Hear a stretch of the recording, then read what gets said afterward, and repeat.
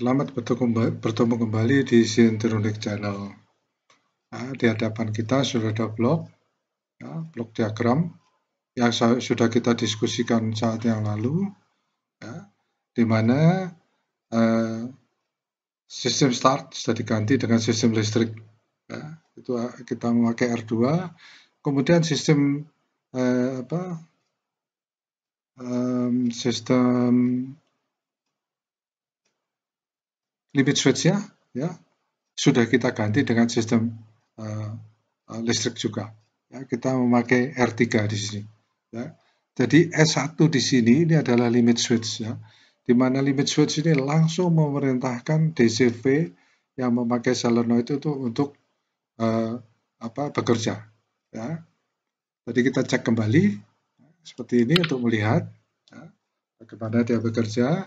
Saya tekan start di sini. Ya. Nah, kita lihat dia sudah bekerja, ada timer, dia baru bekerja.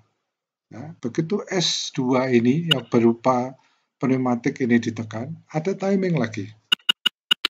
Dia langsung kembali. Nah, yang kita ingin lakukan adalah melakukan penyempurnaan, ya. Artinya penyempurnaan sekarang adalah bahwa yang kita inginkan adalah yang kiri bisa speednya bisa dihitung, diatur, sedangkan yang kanan juga bisa diatur. Ya. Untuk itu kita mencoba mengubahnya, ya. Kita menambahkan sebuah speed controller, ya. Nah, copy. Kemudian paste di sini, ya, untuk memudahkan aja. Contohnya kok di sini, ya. Nah, ini memang agak jadi sulit, ya. Ini saya putus dulu. Nah, kemudian ini juga saya putus. Poinnya ini saya buang. Kemudian saya sambungkan langsung. Nah, ini diatur juga dengan 40. Ya. Ini kalau perlu kita hubungkan, tetap ada penekan itu, ya. Nah, dengan adanya speed controller ini, ya, kita mungkin bisa melihat lebih jelas, ya, bagaimana bergeraknya, tidak terlalu cepat kembali. Ya. Nah, tapi kita lihat apakah dia bisa. Ada masalah. Sebentar. Yang ada, itu belum disambung di atas, ya. Oke, ini belum disambung. Nah, kita matikan dulu, pantas dia tidak mau jalan. Nah, gitu, ya. Kita sambung. Sudah sambung dulu, sudah, ya. Baik, sudah, nggak ada masalah, ya. Kita start. Ya. Timer menghitung. Ya. Kemudian dia berjalan lambat. Begitu limit switch 2 kena, on, ya, sistem pneumatik, timer menghitung. Kemudian dikembali juga lambat. Ya. Jadi itu kita sudah lihat, bisa lihat, ya, mulai sistemnya adalah sistem yang bisa diatur speednya, kedua speednya. Nah, sekarang yang akan kita lakukan adalah yang kita inginkan adalah ini juga menjadi sebuah limit switch, ya, sebuah limit switch yang sama, ya, tipenya limit switch yang langsung sistem listrik. Ya, berarti saya harus mengambil, ini saya copy aja, ya, copy, ya, sebuah DCV dengan solenoid, ya, tengah-tengah ini, ya. Kemudian ini saya hapus,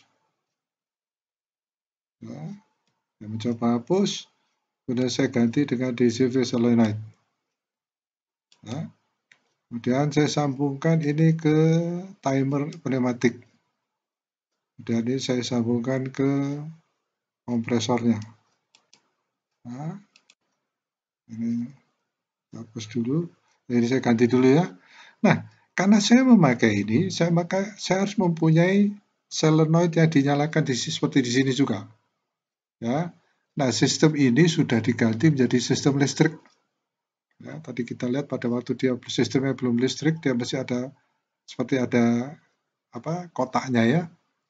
Nah, sekarang kita ganti, kita tambahkan ini, ya, copy, kemudian kita paste, ya. kita letakkan di sini. Oh, ini harus geser dulu ya. Nah, kita harus ini saya atau ini yang saya geser supaya ada space untuk ya tak terlihat. Baik, jadi ini saya geser sedikit. Nah, kemudian ini adalah solenoidnya. Ya. Tetapi solenoid ini harus saya ganti. Ini ya, karena ini sudah ada R3, ini saya ganti, misalnya saya ganti menjadi R4. Ya. Saya ganti menjadi R4. Ya. Ini yang tadi saya copy karena di R3 harus saya ganti menjadi R4. Ya. Oke. Nah, saya sekarang limit switch ini yang S2 saya letakkan di sini. Ya. Copy, kemudian saya paste lagi, kemudian S-nya itu saya start sini adalah sebagai limit switch. Oh, sebagai limit switch S2. Nah, dia akan menggerakkan solenoidnya. Solenoidnya juga saya hubungkan dengan kompresor. Ya. Kemudian di sini juga ada pemicu itunya ya. Jadi untuk startingnya ya. Jadi untuk menyalakan sumber dayanya ya, mengalirkan listriknya. Ya.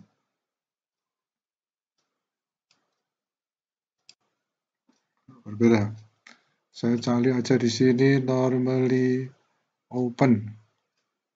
Ya. Ini dia. Ya. Kemudian saya putar, rotate 90, rotate 90. Ya. Kemudian saya letakkan di sini, saya sambungkan. Ya.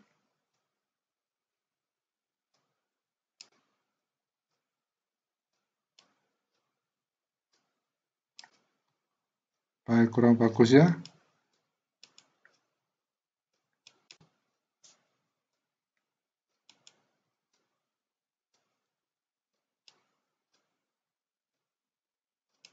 Nah, ya, saya save lagi supaya tidak terjadi itu. Kemudian saya memberikan nama ini adalah S2. Ya, karena ini adalah limit switch nomor 2. Ya, nomor 2. Mudah-mudahan ini bisa bekerja. Kita coba menyalakan source-nya ya. Nah, tidak ada masalah. Nah, sekarang kita lihat ini sudah menuju ke penyempurnaan ya. Karena sistem gabungan, kalau kita sudah pakai sistem gabungan dengan listrik, sebaiknya limit switch juga pakai sistem listrik. Ya, sehingga semua bisa, komponennya bisa lebih sederhana. Nah, kita lihat, oh ini belum dikasih nama R1. Ya, kalau tidak dikasih nama R1, dia berhenti. Ya, karena S2-nya, limit switch 2-nya tidak berfungsi karena tidak ada sumber listriknya. Oke, mudah-mudahan berhasil. Saya belum pernah mencoba. Oke. Ya, timernya masih sistem timer ya, waktunya masih sistem pneumatik. Nah, kita lihat S1 ini timer jalan, kemudian dia berjalan. S2 ini akan menyalakan ini, nyala ya. Timer menghitung. Selesai dia baru jalan. Kita lihat S1 ini, masuk. Timernya berjalan, hitung. Kemudian dia bergerak. Pergerakan ini memang dibuat agak lambat supaya kita bisa melihat pergerakannya ya. Tetapi mungkin ini bisa diatur berbeda. Ya, ini bisa diatur berbeda, lebih cepat, lebih lambat dan sebagainya sesuai dengan kebutuhannya. Ya. Jadi sekarang kita itu kembali, ya. Kita matikan kembali. Sekali lagi saya mengingatkan bahwa startnya sudah sistem listrik, ini start ya. Kemudian limit switch yang pertama sudah langsung menyalakan sebuah DCV dengan sistem solenoid. Ya. Jadi ini R3, ini R3 itu dinyalakan oleh limit switch S1, ini S1. Kemudian saat ini kita juga mengubah solenoid yang tadi pneumatik, ya. Jadi maksudnya solenoid yang roda, ya, yang langsung dipasang di sini kita ganti menjadi dinyalakan oleh S2. Ini S2-nya. S2-nya menyalakan solenoid R4, di mana R4 ini sebagai CV yang langsung akan diberikan sinyal ke timer. Ya. Ini adalah yang bisa kita lakukan pada pertemuan kita kali ini. Ya. Timer menghitung, langsung berjalan. Limit switch S2 ditekan, masuk. Timer menghitung, ya. Selesai menghitung, langsung dia ini ya berjalan. Ya. Ini memang menjadi lebih rumit, ya. Saya berharap bahwa Anda kalau ingin melihat ini, ya, coba Anda review pertemuan-pertemuan yang lalu, ya, diskusi atau postingan yang lalu. Nah, itu penting karena ini tersusun memang satu persatu sehingga menjadi seperti ini. Ya. Kalau kita langsung melihat bentuknya seperti ini, ya, kita akan jadi bingung.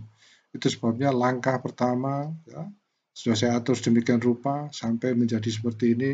Tolong direview kembali. Ya. Saya kira demikian.